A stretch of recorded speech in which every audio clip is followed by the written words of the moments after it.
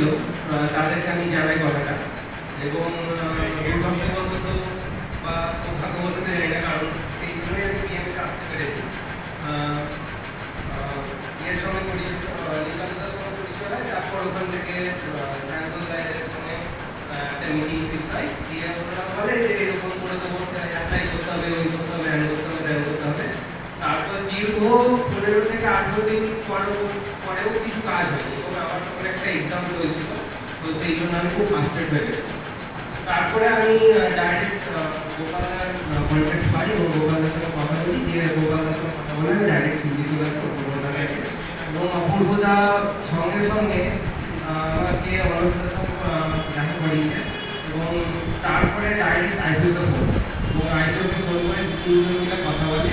তারপর আমাকে ডাইরেক্ট বলে যে তুমি চলো এসপির সঙ্গে দেখা করে ডাইরেক্ট আমার কথা বলে। যদিও এসপি তখন মিটিংয়ে ব্যস্ত ছিল, তারপরে আমাকে বলা একটা তুমি চিঠি রাখো, এইভাবে চিঠি রাখো। আমি চিঠি লিখি, এবং 2 দিনের মধ্যে আমাকে ওই সদরপুরে অ্যাটাচমেন্ট